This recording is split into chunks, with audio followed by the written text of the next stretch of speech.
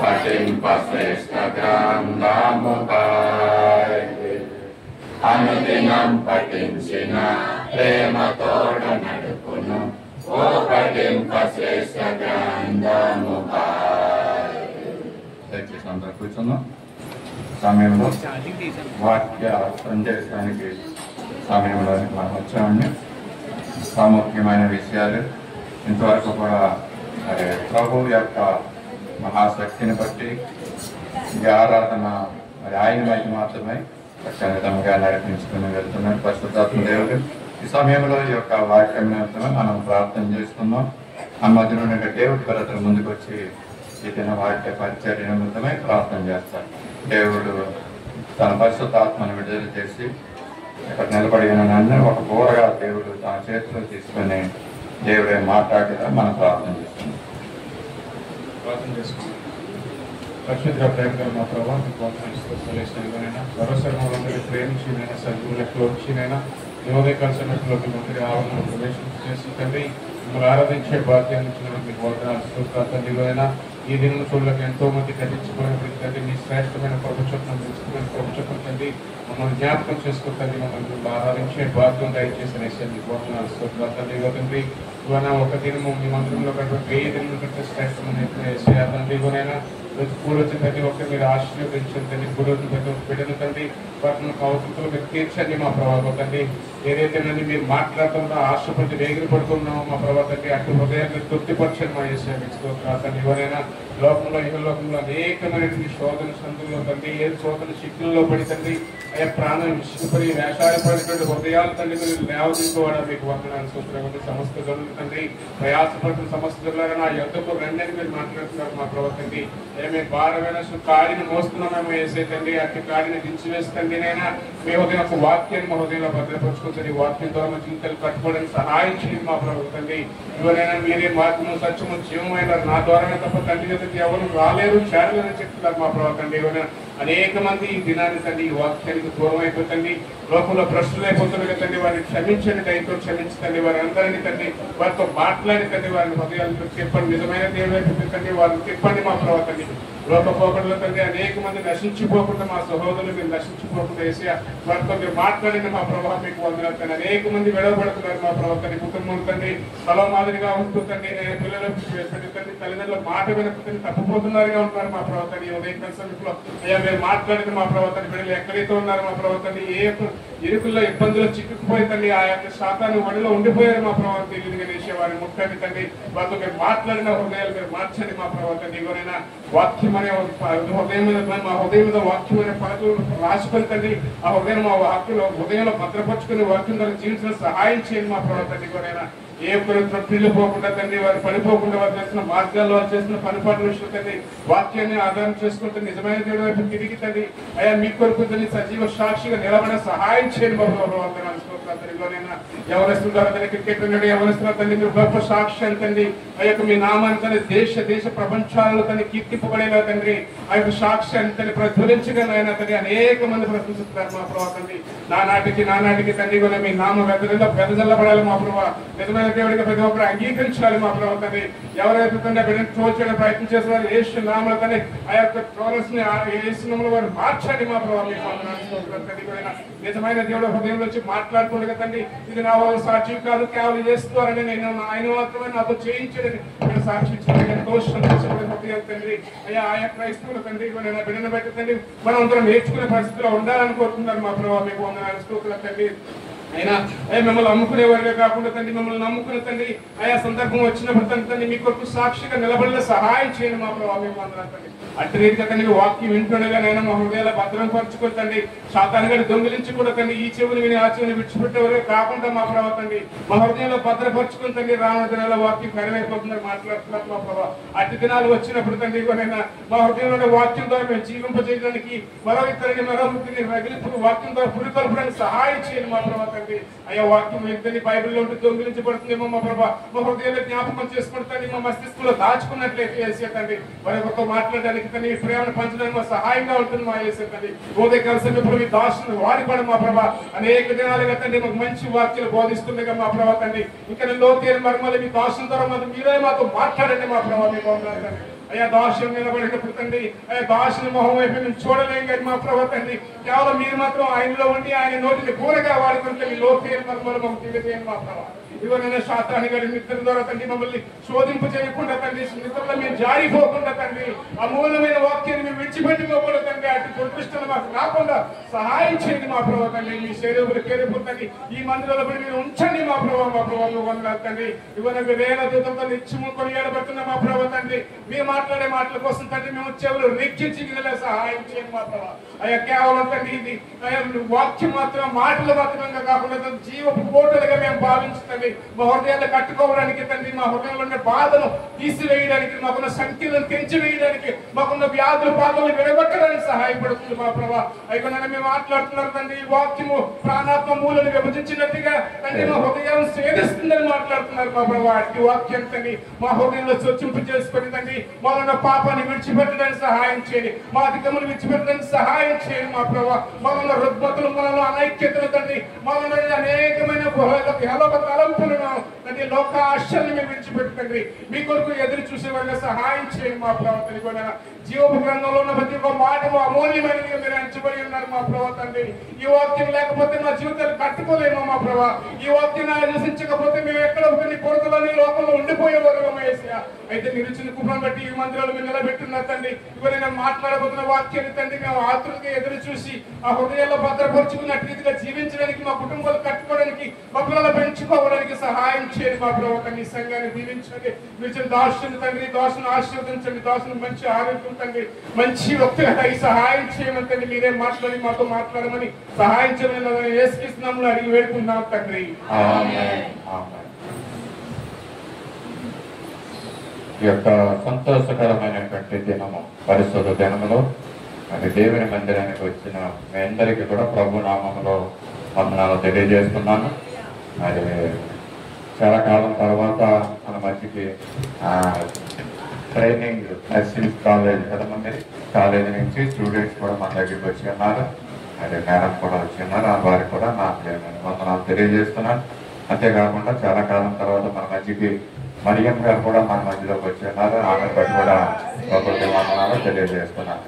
మరి దేవుడు ఆకర్షించైనా కానీ మనము ఈ యొక్క దేవుని సన్నిధికి రాలేము. ప్రభు సన్నిధికి మనం తోడుకొని వచ్చి ఈ దినము ఈ విధంగా ఆరాధనలో పాలు పంపులు పొందడం ఇది ఒక సంతోషకరమైన విషయము. మరి రాబోయే దినాల్లో కూడా ప్రభు మనల్ని ఆశీర్వదించి సంతోషంతో ఉంచాలని నేను కోరుకుంటున్నాను. అలాగే పోయిన వారం దినాల్లో మరి దేవుని యొక్క వాక్యాన్ని మనం ధ్యానించామండి. మనసాక్షి అన్న మాట మీద మనము పోయిన ఆదివారం ధ్యానం చేసుకున్నాం. మన మనసాక్షి మనకి సాక్షి అండి. ఇతరులకు చెప్పిన మాటలు కాదు కానీ మన మనసాక్షి మనకు సాక్ష్యం ఇస్తుంది. మనం చేసిన పనులు ఏ రకమైనటువంటి పనులైనప్పటికీ కూడా మన హృదయంలో ఉండి మనసాక్షి మనల్ని హెచ్చరిస్తూ ఉంటారు. ఇది చేస్తున్న పని ఇది మంచిది కాదు, ఈ విధంగా చేయమని సలహా కూడా ఇస్తూ ఉంటుంది అనమాట. అంతేకాకుండా పరిశుద్ధ గ్రంథంలో మరి పరిశుద్ధ గ్రంథాన్ని లేక ధర్మశాస్త్రాన్ని మోసే కాలానికి ఇచ్చిన ముందు అంటే అబ్రహాము దినాల్లో నోవాహు దినాల్లో ఆ సమయంలో పరిశుద్ధ గ్రంథం లేదండి, ధర్మశాస్త్రం లేదు. అయినప్పటికీ కూడా వాళ్ళు ధర్మాన్ని అనుసరించి నడిచారండి. వాళ్ళు ఏ విధంగా దేనిని బట్టి నడిచారంటే అది కొలమానం మనసాక్షిని బట్టే వాళ్ళు నడిచారు. మంచి మనసాక్షితో జీవించిన వారు మంచి మార్గాల్లో నడుచుకున్నారు. చెడు మనసాక్షితో ఉన్నవారు అది చెడు మార్గాల్లో వెళ్ళారు. ఎందుకంటే మనసాక్షి మనతో చెప్తున్నప్పుడు మనం చేస్తున్న పని ఒక చెడ్డ పనిని మనం చేస్తున్నా లేక ఆలోచనలో తీసుకుంటాం. ముందు మనం ప్లాన్ చేస్తాం కదండి ఏదన్నా పనిని చేయక ముందు. కాబట్టి అలాంటి ఆలోచించినప్పుడు మనకు మనసాక్షి గర్దిస్తూ ఉంటుంది, చెప్తూ ఉంటుంది ఇది మంచిది కాదు అని. అయినప్పటికీ కూడా కొంతమంది ఆ మనసాక్షిని పక్కన పెట్టేసి మన ఇష్టం వచ్చినట్టు పనులు చేసుకుని వెళ్ళి శిక్షకు పాత్రలు అవుతూ ఉంటారు కదండి. ఈ రోజున చెప్పాలంటే మన విశాఖపట్నం ఆరులో ఉన్న ఆ సెంట్రల్ జైలులో ఉన్న చాలా మంది వ్యక్తులు మనసాక్షి చెప్పినట్టు వినలేదండి. వెనక ఆ శిక్షణ వాళ్ళు అనుభవిస్తూ ఉంటున్నారు. మంచి మాటలు మనం తెలుసుకున్న పరిశుద్ధ గ్రంథం నుంచి మరి మనసాక్షిని అనుసరించి నడిచిన మంచి వ్యక్తుల గురించి మనం తెలుసుకున్నాం. అలాగే మనసాక్షిని అనుసరించి నడవకపోకుండా చెడు మార్గాల్లో నడిపించినటువంటి వ్యక్తులను కూడా మనము పరిశుద్ధ గ్రంథంలో జ్ఞాపకం చేస్తున్నాం. మనము ఏ విధంగా జీవించాలన్న విషయాన్ని కూడా ఆఖరిగా మనకి దేవుడు మనకు తెలియజేశాడు. మంచి మనసాక్షితోటే మనం ఉండాలి, మంచి మనసాక్షిని కలిగి మనం జీవించాలన్న విషయాలు మనం నేర్చుకున్నాం. అంతేకాకుండా పోయిన శుక్రవారం దినము, మరి ఆ నెలలో అక్టోబర్ మాసంలో ఆఖరు దినం, అది ఆ రోజు మరి ఫుల్ టైం, అదే సంపూర్ణ రాత్రి ప్రార్థనను మనము చేసుకున్నాం. అంటే ఇక్కడ దాంట్లో మరి చేసుకున్నప్పుడు ఆ యొక్క మనందరం కూడా ప్రార్థన చేశాము. అంతేకాకుండా మరి బైబిల్లో నుంచి ఒక వ్యక్తిని మనము జ్ఞాపకం చేసుకున్నాం. ఎవరంటే సుమియోను గురించి మనము జ్ఞాపకం చేసుకున్నాం. సుమియోను ఎలాంటి వ్యక్తి, అతను మరి చిన్న పిల్లవాడైనటువంటి ఆ పసిబిడ్డని యేసుప్రభువు వారిని చేతిలో తీసుకుని అతను ప్రార్థించిన రీతి, సుమియోను యొక్క మంచి లక్షణాలు కూడా మనం అక్కడ చూసామండి. యేసుప్రభువు రాకముందు ఆయన చనిపోవడం అన్న విషయాన్ని కూడా మనము జ్ఞాపకం చేసుకున్నాం ఆ రోజు. కదండి, సుమియోను గురించి మంచి మాటలు. మరి అక్కడ ఉన్నటువంటి యెరూషలేములో ఉన్నటువంటి ప్రజలైతేనేమి, లోక భక్తులైతేనేమి సుమియోను గురించి మంచి మాటలు. సుమియోను నీతిమంతుడు, భక్తిపరుడు అన్న విషయాలు మనము జ్ఞాపకం చేసుకున్నాం. అంతేకాకుండా ఆయన ఇశ్రాయేలు ప్రజలకి జరగబోయే రక్షణ కార్యము, ఆ ఆదరణ గురించి కనిపెట్టుకునే ఉండేవాడని సుమియోన్ అనే మనం మాటలు విన్నాం. నిజమే కదా, ఆ యొక్క పసిబాలుడైనటువంటి యేసు ప్రభువుని 8 రోజులు బిడ్డను తీసుకొచ్చి ఈ యొక్క ప్రధాన యాజకుడు, ప్రవక్త, దీర్ఘదర్శి అయినటువంటి ఈ సుమియోను చేతిలో పెట్టినప్పుడు ఆయన ప్రార్థించాడు. మరి ఎంత మంచి మాటలు ఆయన గురించి చెప్తున్నప్పుడు కూడా ఆయన అయితే ఎంతో తగ్గించుకుని నీ దాసుడు అన్న మాట మనం అక్కడ లూకాసు సువార్తలో 2వ అధ్యాయంలో మనం ధ్యానం చేసుకున్నాం. ఈ మాట అంటే ప్రజలందరూ కూడా, యెరూషలేములో ఉన్న ప్రజలందరూ సుమియోన్ని మంచివాడని, భక్తిపరుడని, నీతిమంతుడని, ఇశ్రాయేలు ప్రజల ఆదరణకు కనిపెట్టేవాడని, అంతేకాకుండా ఇతరులను దీవించేవాడని.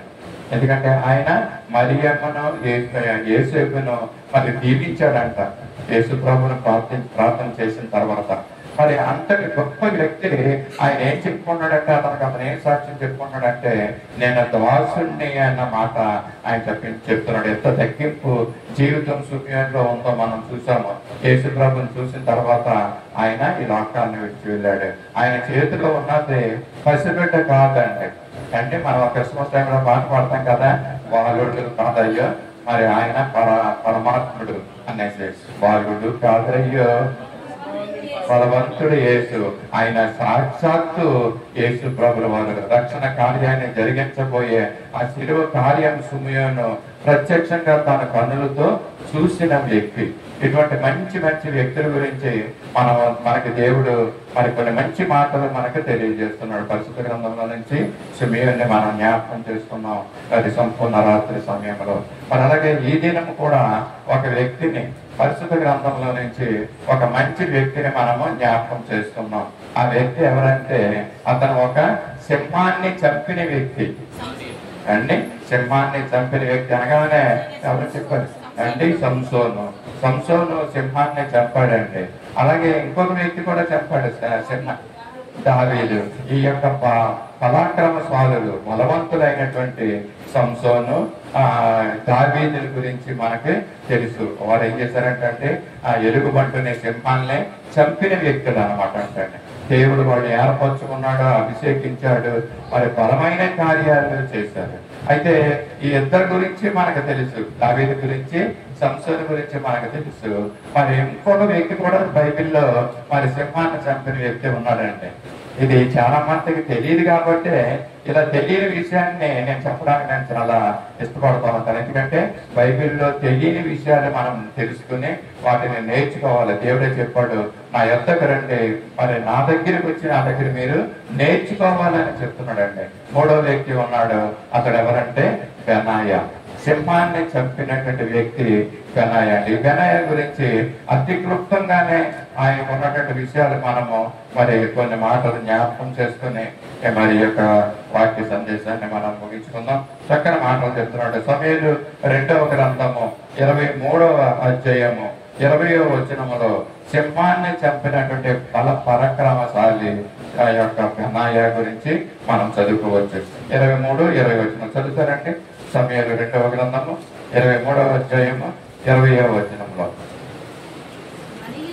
మరియు కప్సయేలు ఊరివాడై క్రియల చేత ఘనత నందిన ఒక పరాక్రమశాలికి పుట్టిన యెహోయాదా కుమారుడైన బెనాయా అని ఒకడు ఉంటాడు. ఇక్కడ చూస్తున్నాం కదండి.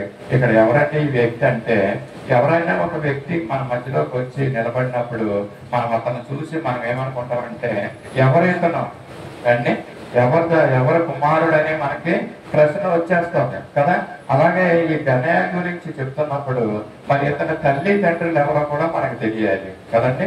తండ్రి ప్రాముఖ్యంగా మరి దీంట్లో ప్రాముఖ్యత వహిస్తాడు కనుక ఇతని తండ్రి ఏమంటాడంటే, బెనాయా యొక్క తండ్రి కప్సయేలు ఊరివాడైన క్రియల చేత. ఈ యొక్క తండ్రి గురించి ఏదో పేరు చెప్తాం అనుకున్నాను కానీ ఇక్కడ ఇంకా కొన్ని విషయాలు రాయబడ్డాయండి. ఇక్కడ ఏమంటాడంటే, కప్సయేలు ఊరివాడై క్రియల చేత ఘనత నొందిన యొక్క పరాక్రమశాలికి పుట్టిన యెహోయాదా కుమారుడైన బెనాయా. అంటే బెనాయా గురించి హిస్టరీ ఎలాగుందో చూసారు కదా. ఈ బెనాయా యొక్క తండ్రి ఏ ఊరు వాడంటే కప్సయేలు అనే ఊరు వాడంట. అంతేకాకుండా అతని తండ్రి క్రియల చేత ఘనత నొందిన పరాక్రమశాలి అంటండి. అంటే యెహోయాదా యొక్క తండ్రి క్రియల చేత మరి ఘనత పొందాడంట. మరి అటువంటి తండ్రికి పుట్టినవాడు యెహోయాదా. ఇతను ఎలాగ ఘనత పొందాడంటే క్రియల చేత ఘనత పొందాడంట.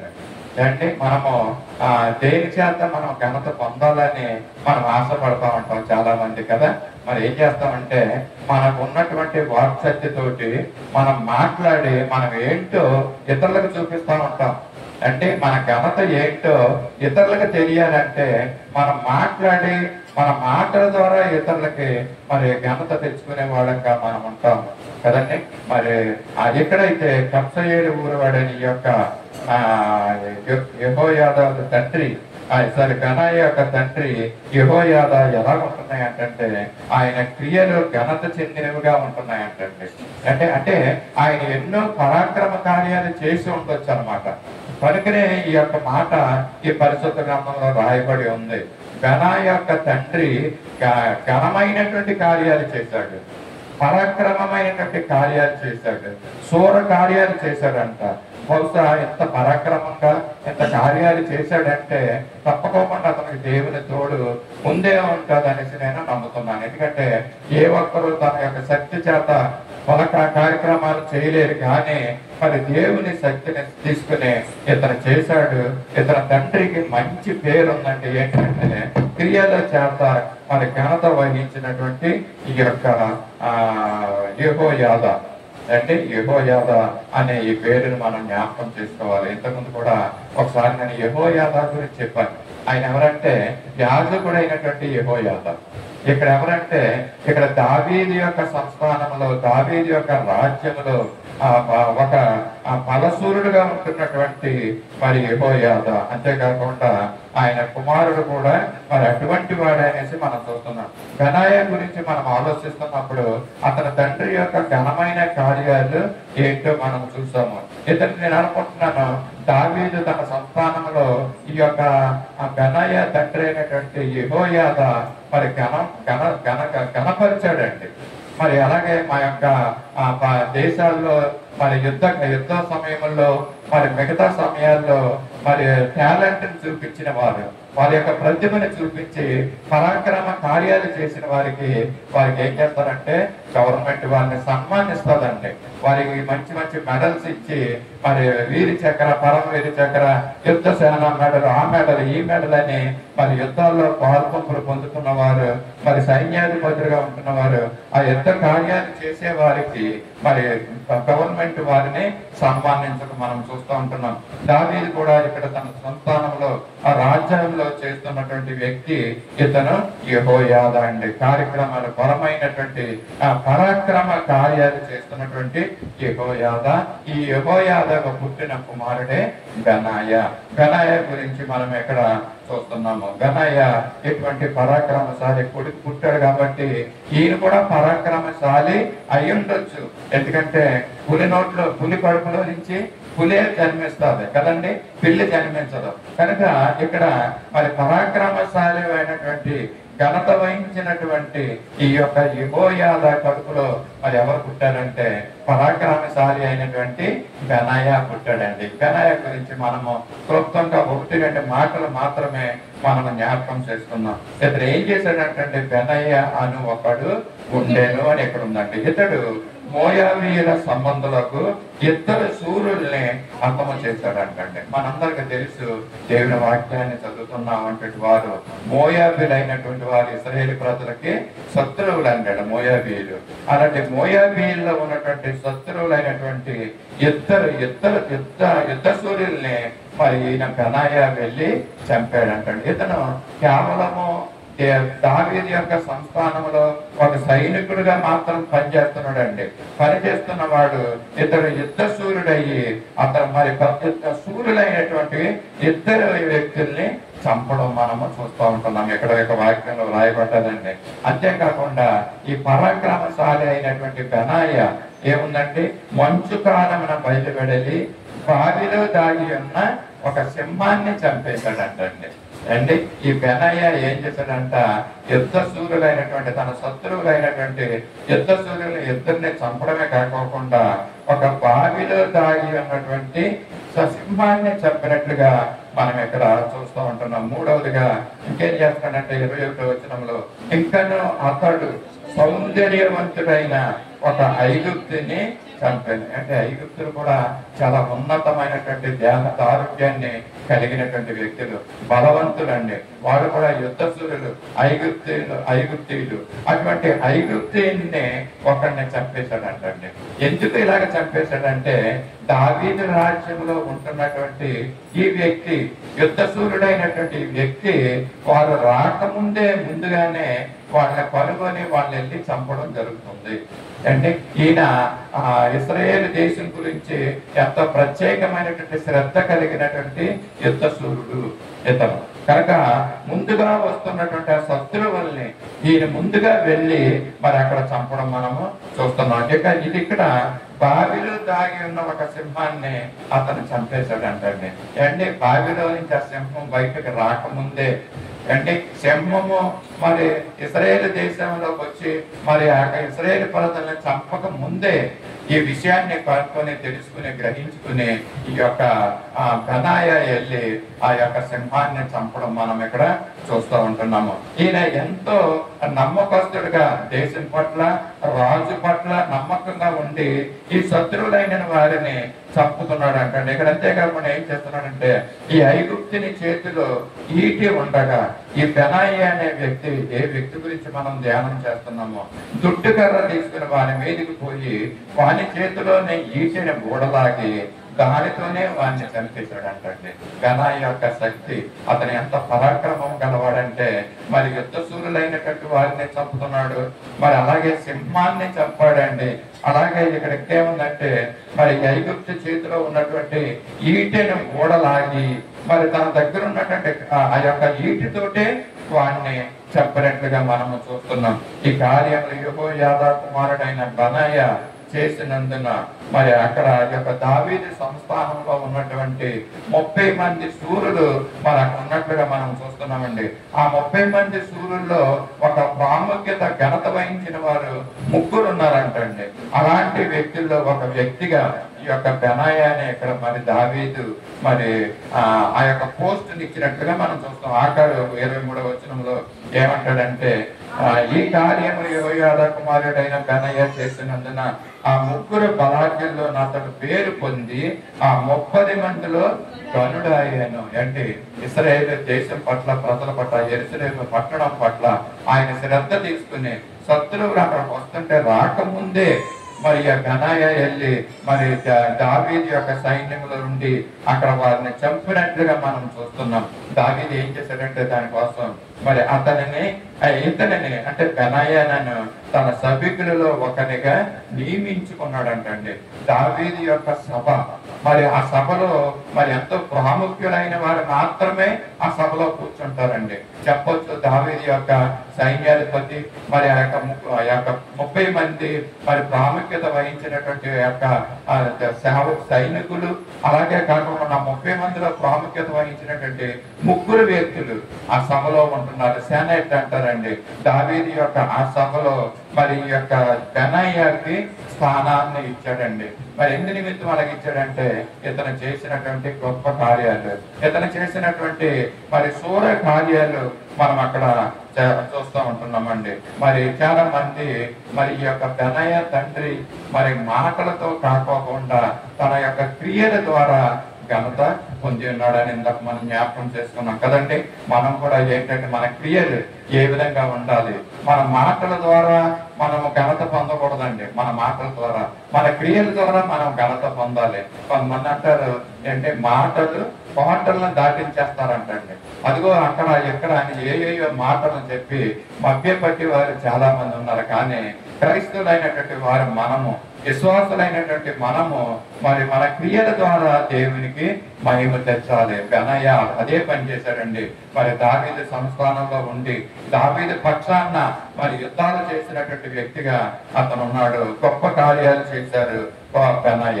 మరి అటువంటి వ్యక్తిని మనం జ్ఞాపకం చేసుకుంటూ ఈ దినం యొక్క మనకు నిజంగానే ఆశీర్వాదకరం అనేసి మనకు తెలుస్తున్నాయి. ఏమండి, మరి ఆ యొక్క యుద్ధ సూర్యులైనటువంటి ఇద్దరు వ్యక్తులు మరి ఈ యొక్క బెనాయ చంపడం అంటే ఫిలిస్తీన్లు కూడా ఒక వ్యక్తిని ఎన్నుకుని, గొలియాతుని ఎన్నుకుని మీ ఇశ్రాయేలు ప్రజలందరి మీద వాళ్ళు ఏం చేసేవారంటే మీ యొక్క ఫిలిస్తీన్ గొలియాతుని మీరు చంపండి, మేమందరం మీకు దాసోహరం అయిపోతాం అన్నట్లుగా ఇక్కడ ఉన్నటువంటి ఆ అమోనీయులు అవనివ్వండి వారి యొక్క శత్రువుల్ని మరి ఒక్కడైనటువంటి బెనాయ వెళ్ళి మరి వారు ఏ విధంగా ఎన్నుకున్నారో ఇద్దరు వ్యక్తుల్ని, ఐగుప్తులోనే అయితేనేమి ఆ ఇద్దరు వ్యక్తుల్ని కూడా ఈ బెనాయ వెళ్ళి చంపినట్లుగా మనము చూస్తూ ఉంటున్నాము. ఈ యొక్క మంచు కాలంలో దాగి ఉన్నటువంటి సింహం, యాక్చువల్ గా సింహము తనకు కావాల్సినటువంటి ఆహారం కోసం ఇతరమైనటువంటి జంతువుల్ని వేటాడి చంపుకు తినే మరి గుణము కలిగినటువంటిది సింహము. అయితే ఇక్కడున్న సింహం ఎలా ఉందంటే దాగుని ఉందంట. దాగుని ఉన్నటువంటి సింహాన్ని మరి ఈ యొక్క బెనాయ వెళ్ళి ఆ సింహాన్ని చంపినట్లుగా మనము చూస్తూ ఉంటున్నాం. సింహం సాధారణంగా మనిషిని చూస్తే మనిషి మీదకి పరిగెట్టుకొచ్చి మనిషిని చంపవలసింది పోయి మరి ఈ బెనాయ మరి వెళ్ళి ఆ సింహాన్ని చంపినట్లుగా మనము ఇక్కడ చూస్తున్నాం కదండి. బెనాయ గురించి మనం తెలుసుకున్నటువంటి విషయాలు, తండ్రి అయితే క్రియల చేత ఘనత వహించాడు. తండ్రి అయితే బెనాయ యొక్క తండ్రి పరాక్రమశాలి. అంతేకాకుండా ఈ యొక్క తండ్రి అవనివ్వండి, ఈ యొక్క కుమారుడు అవనివ్వండి యోధా గోత్రానికి చెందినటువంటి వ్యక్తులు అంటాడు వీళ్ళు. ఈ బెనాయ అనే వ్యక్తి లేక అతని యొక్క తండ్రి మరి యోధా గోత్రానికి చెందినవాడు. మరి యొక్క ఇశ్రాయేలు ప్రజలు మరి యోర్దాను దాటిన తర్వాత, అలాగే మరి ఎర్ర సముద్రాన్ని దాటిన తర్వాత మరి ఆ యొక్క దేశాలన్నింటినీ కూడా యెహోషువ పంచిపెట్టడం మనకు తెలిసిన విషయమే. ఆ విధంగా పంచిపెట్టినప్పుడు ఆయా స్వాస్థాన్ని పంచుతున్నప్పుడు మరి యొక్క యోధా గోత్రానికి ఆ యొక్క ప్రాంతాన్ని ఇచ్చినట్లుగా మనం చూస్తున్నాం.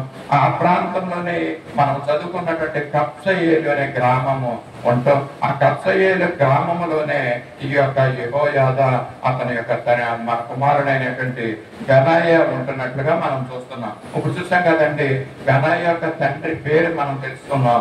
బెనాయ యొక్క ఊరు ఏ ఊరో కూడా మన కప్సయేలు అనే ప్రాంతానికి చెందినవాడని మనం తెలుసుకున్నాం. అంతేకాకుండా యోధా గోత్రానికి చెందినవాడు అనేసి ఈ బెనాయ మనం తెలుసుకున్నాం కదండి. అంతేకాకుండా ఈ బెనాయ పరాక్రమవంతుడు, ఘనత వహించినటువంటి తండ్రికి పుట్టినటువంటి కుమారుడు.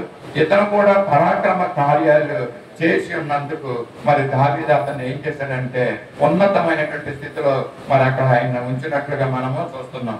ఈ బెనాయ దావీదు యొక్క రాజ్య పరిపాలనలో ఉంటున్నాడు. ఎంత చదువుకున్నా కదా 23-21లో సౌందర్యవంతుడైనటువంటి ఐగుప్తుని ఇక్కడ మరి చంపడం మనము చూస్తూ ఉంటున్నాం. అంటే ఒక వ్యక్తిని, ఒక ఐగుప్తుడిని మోసే చంపుతాడు కదండి. తర్వాతే అక్కడి నుంచి అతను పారిపోయి మరి అరణ్యములకు వెళ్ళడం మనందరికీ తెలుసు. ఇక్కడ కూడా ఒక ఐగుప్తుని ఈ బెనాయా చంపాడండి.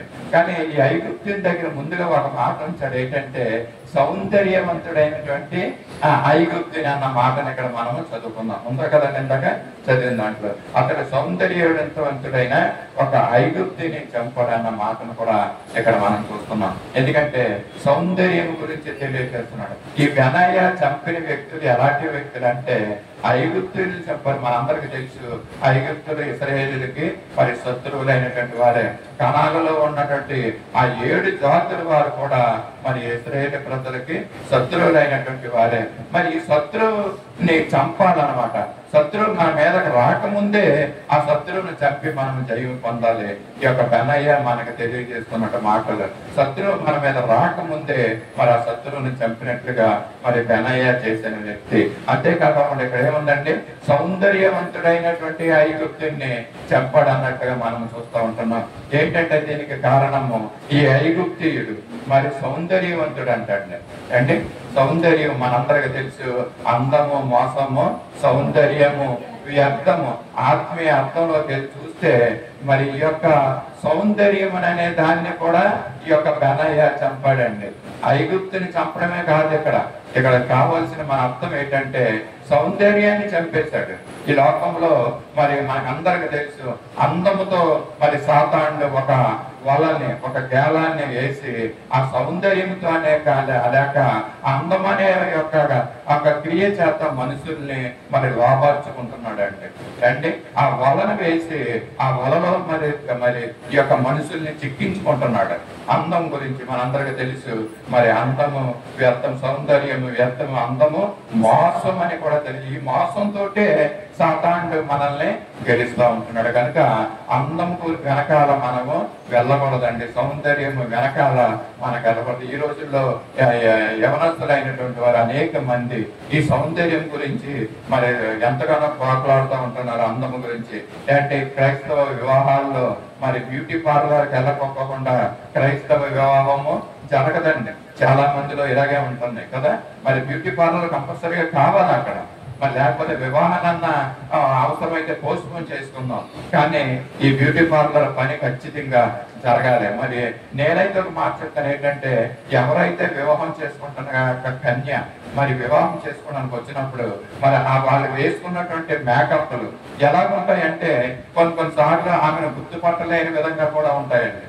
ఈమె కాదు అని అనుకుంటామంట. ఎందుకంటే ఆ మేకప్ వేసిన తర్వాత ఏం జరుగుతుంది అంటే ఆ యాక్చువల్ గా ఉన్నటువంటి నేచురల్ బ్యూటీ మరి అక్కడ కనపడదండి. దాన్ని సహజంగా ఉన్నటువంటి అందాన్ని పోగొట్టుకుంటూ ఉంటారు చాలా మంది కదండి. ఈ యొక్క అందం వెనకాల వెళ్ళేవాళ్ళు చాలా మంది సాతానుడు ఈ విధంగా వారిని మభ్యపరుచుకుంటున్నాడు, వాళ్ళని లోపరుచుకుంటున్నాడు అండి సౌందర్యం అనే దాంతో. ఇంకా చెప్పాలంటే ఈ యొక్క దినాల్లో యవనస్తులైనటువంటి వారు వేసుకుంటున్నటువంటి వస్త్రాలు ఏ విధంగా ఉంటున్నాయో మనం చూస్తూ ఉంటున్నాం. చాలా ఏంటంటే అవి చాలా టైట్ గా ఉన్నటువంటి ఆ ఫిట్టింగ్స్ వేసుకుంటున్నారు. ఎవరో యవనస్తులైనటువంటి పెట్టలే మరి ఆ యొక్క వేసుకుంటున్నటువంటి ఆ యొక్క ఏంటంటారంటే కింద ఉన్న వేసుకుంటే టైట్ ఉన్న దాన్ని ఏంటంటే నైట్ లెగ్గిన్స్. ఆ లెగ్గిన్ వేసుకోవటం వల్ల మరి వాళ్ళకి తెలుస్తుందో తెలియదో తెలియదు, కానీ వాళ్ళు వెళ్తున్నప్పుడు వెహికల్స్ మీద వెళ్తున్నప్పుడు మరి బస్సులు ఎక్కడానికి వెళ్తున్నప్పుడు వారి యొక్క శరీరం అంతా బయటకు కనిపించేలాగా ఆ లెగ్గిన్స్ వేసుకుంటారు. చాలా అసహ్యంగా ఉంటుందండి. క్రైస్తవులైనటువంటి బిడ్డలు మరి ఆ లెగ్గిన్స్ వేసుకోకూడదనేసి నేను చెప్తున్నా. ప్రస్తుతం అయితే మరి గత సంవత్సరాల నుంచి ఇప్పటి వరకు కూడా లెగ్గిన్స్ చాలా మంది వాడుతున్నారు. ఇంకా చెప్పాలంటే వాళ్ళకు ఉన్నటువంటి శరీరము ఆ అవయవాలు అన్ని కూడా దాంట్లో మరి క్లియర్ గా బయటికి కనపడుతున్నటువంటి పరిస్థితులు. యాక్చువల్ గా మనం ఏం చేయాలండి, మన శరీరాన్ని మన వస్త్రాలతో కప్పుకోవాలి. అలాంటిది కప్పుకోకుండా సాతానుడు ఏం చేస్తున్నాడంటే, ఎవరి గురించి నేను చెప్తున్నానంటే అన్యుల గురించి చెప్పడం లేదండి. ఇక్కడ క్రైస్తవులైన వారు విశ్వాసులైన వారు వేసుకుంటున్నటువంటి డ్రెస్సులు. ఇంకా ఇప్పుడు కొంచెం ఊరట కలిగింది నాకు ఏంటంటే, ఈ మధ్యన మరి యవనస్తులైన పెద్దలు ఆడపిల్లలు మరి ప్యాంట్లు వేసుకుంటున్నారండి. జీన్ ప్యాంట్ కొత్త స్టైల్, మీరు అది చూసారా లేదో తెలియదు కదా. ఆ ప్యాంట్ కొంచెం లూజ్ గా ఉంటుంది. నేను చాలా సంతోషించాను. ఇంతవరకు మరి ఆ టైట్ ఫిట్టింగ్స్ తోటి వేసుకుంటున్న వారు ఈ మధ్యన ఏం చేశారంటే కొత్త స్టైల్ వచ్చింది. బహుశా సినిమాలో వచ్చిందేమో. ఎందుకంటే దీన్ని అనుకరించి వారు అందరూ కూడా సినిమాల్లో చూసిన హీరోయిన్ చూసి అనుసరిస్తూనే ఉంటారు. ఇప్పుడు జీన్ ప్యాంట్ వేస్తున్నారండి. ఇంతకుముందు టైట్ జీన్ ప్యాంట్ వేసేవారు, ఇప్పుడేమో లూజ్ గా ఉన్న జీన్ ప్యాంట్లు వేయడం మరి నేను చూస్తూ ఉంటున్నాను. నేను చాలా సంతోషించాను అనమాట. ఆయన కనీసం ఈ విధంగానైనా లూజ్ గా ఉన్న బట్టలు వేసుకుంటున్నారు. అది ఎంతో ఇబ్బంది అండి. టైట్ ప్యాంట్లు వేసుకుంటాం వల్ల ఎంత ఇబ్బందో నాకు తెలుసు. మా మనవరాలకి మరి ఎప్పుడైనా ఎక్కడికైనా తీసుకెళ్తున్నప్పుడు వాళ్ళ మమ్మీ ఏం చేస్తుందంటే టైట్ ప్యాంట్ వేస్తుంది, జీన్ ప్యాంట్. మరి ఆమె ఏం చెప్తుందంటే, తాతయ్య నేను బాత్రూమ్కి వెళ్ళాలి అని అన్నప్పుడు ఆ ప్యాంటులు ఊడదీసే పని నాదేనండి. ఎందుకంటే అది చాలా టైట్ గా ఉంటాయి ఆ బట్టలు కదండి. మరి ఆ అమ్మాయి చిన్నపిల్ల పర్వాలేదు, కానీ పెద్దవారైనటువంటి వారు, యవనస్తులైనటువంటి వారు వేసుకున్న డ్రెస్సులు అందము, మోసము, సౌందర్యము, వ్యర్థము. ఇటువంటి సౌందర్యాన్ని, ఇటువంటి అందాన్ని కలిగినటువంటి ఐగుప్తుడిని ఇతను బెనాయా చంపాడండి. అంటే బెనాయా చంపింది అక్కడ ఏంటంటే ఐగుప్తుని కాదు, సౌందర్యాన్ని చంపాడు అన్నమాట. అంటే దేవుడు మనతో మాట్లాడుతున్న మాటలు ఏంటంటే మన సౌందర్యాన్ని చంపుకోవాలండి. అంటే అందం గురించి వెనకాల పరిగెలెట్టకూడదు. ఎక్కడి నుంచి అయినా దేవుడు ఈ రోజు మధ్యాహ్న కాల సమయంలో మనకు తెలియజేసిన ఈ మాటలను బట్టి మనము అందం వెనకాల వెళ్ళకూడదు, సౌందర్యం మనం వెనకాల వెళ్ళకూడదు. మన సౌందర్యాన్ని మనం చంపుకోవాలని ఇక్కడ మనకు తెలియజేస్తున్నాడు. ఈ యొక్క బెనాయా దావీదు నిమిత్తమై మరి ప్రాణాలకు తెగించి రిస్క్ తీసుకుని మరి యొక్క శత్రువుల్ని చెప్పినట్లుగా మనము చూస్తూ ఉంటున్నాం. 30 మందిలో అందుకని అతన్ని ఘనత వహించిన వాడిగా మరి అక్కడ మనము చూస్తూ ఉంటున్నాం. కనుక బెనాయా వలె మనం కూడా జీవించాలని మరి ఈ యొక్క మాటలు తెలియజేసిన క్రైస్తవులైన వారు, విశ్వాసులైనటువంటి వారు మనం చేయవలసిన పనులు ఏంటంటే ఈ యొక్క శత్రువుల్ని మన శత్రువు ఎవరు? మనకు సాతానే మనకు శత్రువు. అతను మనల్ని ప్రలోభిస్తున్నటువంటి విషయాలు ఏమైతే ఉన్నాయో వాటిలన్నింటిని కూడా మనము జయించుకోవాలని మరి తెలియజేస్తున్నాడు. అంతేకాకుండా మరి ఇటువంటి ఇశ్రాయేలు దేశము నిమిత్తము, యెరూషలేము పట్టణం గురించి రాజైనటువంటి దావీదు నిమిత్తము ఈ యొక్క బెనాయా ఎంతగానో మరి ప్రాణాలకు తెగించి శత్రువుల్ని మరి చంపినట్లుగా మనం చూస్తున్నాం. తద్వారా దాని గురించి దావీదు ఏం చేశాడంటే తన సభలో ఒక ఉన్నతమైన స్థానంలో ఉంచడమే కాకుండా కొన్ని జనాంగాల్ని మరి ఈ యొక్క బెనాయా చేతిలో పెట్టాడంట. దాన్ని ఎక్కడైతే సమూయేలు 2వ గ్రంథము 8వ అధ్యాయము 18వ వచనంలో మనం ఎక్కడ చూస్తూ ఉంటున్నాము. యెహోయాదా కుమారుడైనటువంటి బెనాయాను ఒక 2 జాతుల వారి మీద అధిపతిగా ఉంచినట్టుగా మనం ఎక్కడ చూస్తున్నాం. చదువుతారండి అన్నమాట.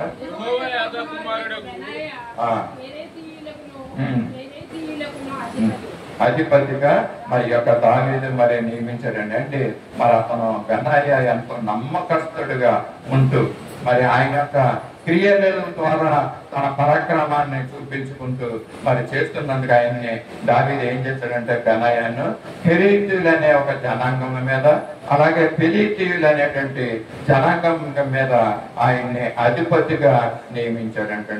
మరి యొక్క మాటలు మనం చూసాం కదండి పరిశుద్ధ గ్రంథంలో.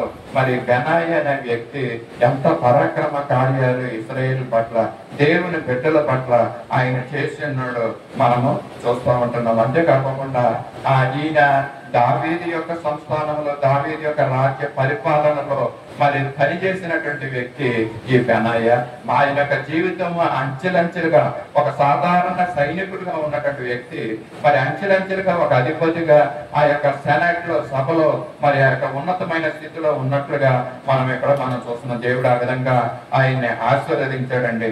30 మందిలో ప్రాముఖ్యమైనటువంటి వ్యక్తిగా అతన్ని ఉంచాడు. అంతేకాకుండా మరి ఆఖరిగా చెప్పబోయే మాట ఏంటంటే అతను దావీదు సంస్థానంలో మరి ఏ విధంగా ఉన్నాడో మరి అక్కడ ఉన్నటువంటి 30 మంది వ్యక్తులు మరి పేరుగాంచినటువంటి వ్యక్తులు మరి యుద్ధ పరాక్రమశాలులు అంటే ఆ 30 మంది వ్యక్తులు ఉన్నట్లుగా కూడా మనము మరి పరిశుద్ధ గ్రంథంలో చూసాం. అయితే దావీదు తర్వాత నెక్స్ట్ రాజుగా సొలొమోను వచ్చాడండి కదా. ఆ సొలొమోను సంస్థానంలో ఈ దావీదు సమయంలో ఉన్నటువంటి పేరుగాంచినటువంటి వ్యక్తులు ఎవరు కూడా, ఈ పరాక్రమశాలులు ఎవరు కూడా మరి ఆ యొక్క సొలొమోను సంతానంలోకి వచ్చినట్లు కనపడటం లేదు. కానీ ఈ యొక్క బెనాయ తండ్రి అయినటువంటి దావీదు సంస్థానంలో పనిచేశాడు. అంతేకాకుండా సొలొమోను సంస్థానంలో కూడా ఇతను మరి పనిచేసినట్లుగా మనము చూస్తూ ఉంటున్నాం. పరిశుద్ధ గ్రంథంలో రాజుల మొదటి గ్రంథము 1వ అధ్యాయము 38వ వచనములో మనము మరి యొక్క సొలొమోను బెనాయాని ఏ విధంగా మరి అభిషేకించాడు. యాజకుడైనటువంటి సాదోకును ప్రవక్తనైన నాతానును యెహోయాదా కుమారుడైన బెనాయాను కెరేతీయులను పెలేతీయులను రాజైన దావీదు కంచరగాడి మీద సొలొమోనును ఎక్కించి తీసుకుని రాగా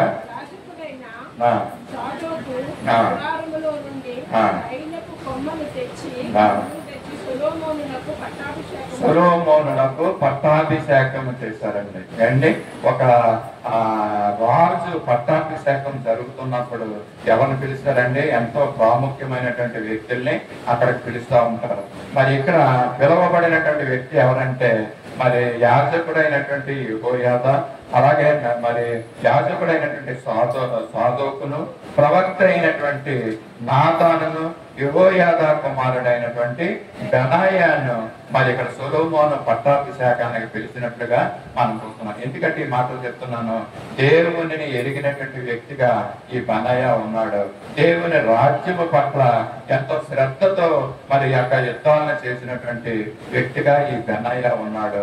అంతేకాకుండా మరి దేశానికి రాజు అయినటువంటి దావీదుతో ఉండి ఆ పరాక్రమ కార్యాలు చేసినటువంటి వ్యక్తిగా ఈ బెనాయా ఉన్నాడు. కనుక ఆయన మంచి ఉన్నతమైన స్థితిలోకి వెళ్ళడమే కాకుండా దావీదు రాజు పరిపాలన అయిపోయిన తర్వాత మరి కుమారుడైనటువంటి సొలొమోను పరిపాలనలో కూడా ఈ బెనాయా అనే వ్యక్తి ఆ యొక్క సంస్థానంలో ఉన్నట్లుగా మనం ఇక్కడ చూస్తున్నాం. ఎంత అదృష్టం అంటే ఈ బెనాయాకు మరి ఇతను చేసినటువంటి శ్రద్ధ కలిగినటువంటి ఆ కార్యాలు దావీదు సంస్థానంలో చేశాడు.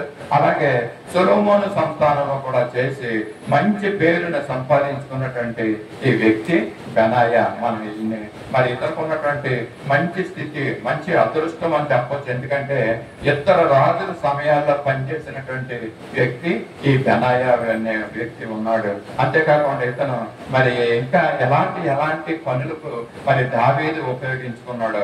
అలాగే కుమారుడైనటువంటి సొలొమోను, రాజు అయినటువంటి సొలొమోను కూడా బెనాయా అనే మంచి పనుల కోసం, యుద్ధ కార్యాల కోసం ఆ యొక్క బెనాయాని ఉపయోగించుకున్నట్లుగా మనం చూద్దాం.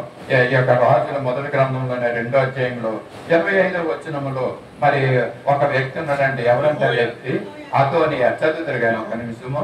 అదోనియా అనే వ్యక్తి మరి దావీదు యొక్క కుమారుడేనండి.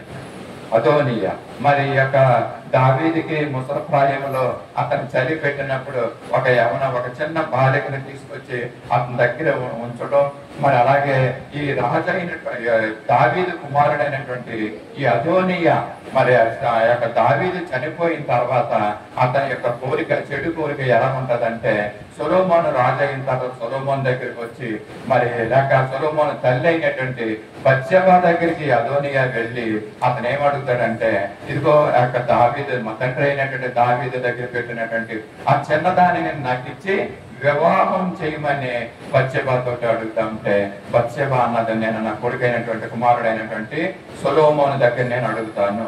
ఎందుకంటే ఆయన రాజ్య పరిపాలన చేస్తున్నాడు అని చెప్పినప్పుడు మరి తల్లి అయినటువంటి బత్షెబా సొలొమోను దగ్గరికి వెళ్ళి విషయాన్ని చెప్పినప్పుడు మరి ఎంతగానో మరి ఉగ్రుడై రౌద్రుడై మరి ఆయన ఆ చిన్నదాన్ని అడగడం ఏంటి, రాజ్యంలో ఉన్నటువంటి సగం రాజ్యం అడిగినా కూడా నేను ఇస్తాననే కోపముతో ఆ మాటలు తెలియజేయడం మనకందరికి తెలిసినటువంటి విషయాలే. దావీదు కుమారుడైనటువంటి అదోనియా కోరినటువంటి చెడ్డ కోరికను బట్టి రాజు అయినటువంటి సొలొమోను మరి ఎవరిని ఎన్నుకున్నాడంటే అదోనియాని చంపడానికి ఈ బెనాయానే ఎన్నుకున్నాడండి. అంటే ఇలాంటి సాహస కార్యాలు చేయడానికి బెనాయాని అదోనియా మీదకి పంపించినప్పుడు బెనాయా వెళ్ళి అదోనియాని చంపడం మనం ఆ యొక్క వాక్యంలో మనము చూస్తామంటున్నాం. చూస్తున్నాము. అంటే ఇటువంటి మంచి కార్యాలు అంటే ఆ యొక్క ఇశ్రాయేలు దేశంలో ఉన్నటువంటి చెడుని తీసివేయడానికి లేక శత్రువులు ఈ దేశం మీద పడకోకుండా మీరు బెనయ్య చేసినటువంటి శూర కార్యాలన్నీ మనం చూస్తున్నాం. అంటే ఆయన తండ్రి మరి పరాక్రమశాలి, మరి పరాక్రమమైన కార్యాలు చేసినటువంటి ఘనత వహించినటువంటి వ్యక్తి బెనయ్య యొక్క తండ్రి. బెనయ్య కుటుంబము ఈ విధంగా ఉంది. అదే కాకుండా బెనయ్య అదే విధముగా దావీదు పక్షాన యుద్ధాలు చేశాడు. అంతేకాకుండా కుమారుడు ఏంటంటే సొలొమోను పక్షాన కూడా యుద్ధాలు చేసి మంచి పేరుని సంపాదించుకున్నటువంటి బెనయ్య. ఈ బెనయ్య యొక్క మంచి వ్యక్తి, మంచి విషయాలు మనం తెలుసుకున్నాం. మనము ఈ రోజుల్లో చేయవలసిన విషయం ఏంటంటే బెనయ్యాన్ని మన దేవుడు మనకు తెలియజేశాడు. ఏ విధంగా మరి కార్యాలు చేశాడు మన గురించి అయితే, మన కుటుంబాల గురించి అయితే, మన సంఘాల గురించి అయితే, మన గ్రామాల గురించి బెనయ్య వలె మంచి లక్షణాలు కలిగి, మంచి మరి ఉద్దేశాలు కలిగి నిర్ణయాలు తీసుకునే బెనయ్య వలె మనం కూడా జీవించాలని ఈ మధ్యాహ్న కాల సమయంలో దేవుడు తెలియజేస్తున్నాడు. మనం కూడా ప్రభు కొరకు పరాక్రమమైనటువంటి కార్యాలు చేయడానికి మనలందరినీ దేవుడు ప్రభు సిద్ధపరిచి వాడుకుని ఆ విధంగా నడిపించాలని మరి ఆశతో ఈ మాటలను తెలియజేస్తూ నేను ముగిస్తున్నాను. దేవుడి యొక్క మాటలు మన హృదయ వినికిడిలో ఆశీర్వాదకరంగా చేయను కాక ప్రార్థించుకుందాం, కళ్ళు మూసుకుందాం. మమ్మల్ని అతిమిక్కిగా ప్రేమించిన మా పల్లవి తండ్రి, పరిశుద్ధులైన దేవ, ప్రేమ నమ్మకం కృపణ రాజా, ఈ పరిశుద్ధ పాదాలకు వందనాలు స్తోత్రాలు చెల్లించుకుంటున్నాం. ఈ యొక్క ఆదివారం నేను పరిశుద్ధ దినమును మా ప్రభా పరిశుద్ధ సహవాసంగా మేము ఇక్కడ కూడి ఉండి సత్య సువార్త సహవాసాన్ని ప్రభా మీరు జ్ఞాపకం చేసుకుంటూ మమ్మల్ని నడిపిస్తున్న విధానం బట్టి స్తోత్రాలు చెల్లించుకుంటున్నామయ్యా. మధ్యాహ్న కాల సమయంలో మా తండ్రి బెనయ్యని మాకు జ్ఞాపకం చేశారు. ఏ విధంగా తన పట్టణం గురించి, తన యొక్క దేశం గురించి శత్రువులను జయించినాడో మాకు తెలియజేశారయ్యా. బెనయ్య లాంటి జీవితాన్ని మాకు కూడా అనుగ్రహించమని కూడా అడుగుతున్నాం. మా సంఘం నిమిత్తము, మా కుటుంబం నిమిత్తము, మా పట్టణం నిమిత్తము ఇదిగో ప్రభా మేము కూడా మంచి సైనికుల వలె శత్రువుని ఎదిరించే మరి కావాల్సినటువంటి కవచాన్ని మరి మాకు అనుగ్రహించమని కూడా అడుగుతున్నాం. శత్రువుని ఎదిరించే జ్ఞానాన్ని మాకు అనుగ్రహించండి. మీ శక్తిని, మీ బలాన్ని మాకు అనుగ్రహించి మేము ఆ విధంగా నడవడానికి మీ కృపను అనుగ్రహించమని కూడా అడుగుతున్నాం. కానీ ఆ జీవితం వల్ల మేము కూడా మంచి జీవితాన్ని లక్షణాన్ని కలిగి మేము జీవించే గొప్ప కృపను మాకు అనుగ్రహించమని ఇప్పుడు నేను కూడా మా కొరకై తిరిగి రానున్న నజరేయుడైన యేసయ్య పరిశుద్ధ నామములో అడిగి వేడుకొంచున్నాం తండ్రి, ఆమేన్. అందరం లేచి నిలబడదాం. పరలోక ప్రార్థన ఆశీర్వాదంతో మనము సెలవు తీసుకుంటాం. పరలోకమందున మా తండ్రి, నీ నామం పరిశుద్ధపరచమని గాక, నీ రాజ్యం వచ్చిన గాక, నీ చిత్తం పరలోకమందు నెరవేర్చినట్టు భూమి ఎందును నెరవేరు గాక. మాకు కావాల్సిన అందిన ఆహారం నేడు మాకు దయచేయండి. మరణస్థలు క్షమించిన ప్రకారం మరణం క్షమించండి. మమ్మల్ని శోధనలోకి దాకా చేయండి ప్రార్థించండి. ఎందుకంటే రాజ్యము, బలము, మహిమ నిరంతరం నీవన్నావు తండ్రి, ఆమేన్. మన పరమ తండ్రి అయిన దేవుని దివ్యమైన ప్రేమ, మన ప్రభువును రక్షకుడైన యేసుక్రీస్తు యొక్క కృప, సర్వ సత్యములోనికి నడిపిస్తున్న పరిశుద్ధాత్మని యొక్క అన్యోన్య సహవాసము పరిస్థితులందరికీ మనకు సత్య సువార్త సహవాసానికి ఇప్పుడు ఎల్లప్పుడూ సదా తోడయండి కాపాడును గాక, ఆమేన్.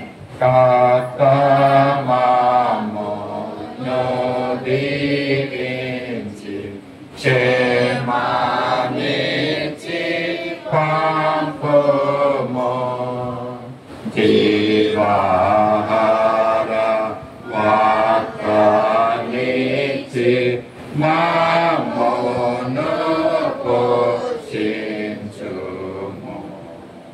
ఇలా నిన్ను వేడుకొని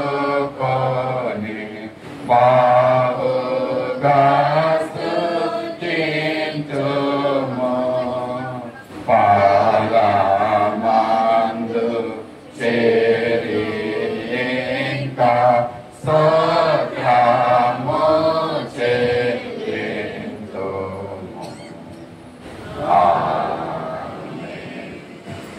అందరికీ వందనాలండి. స్వస్థత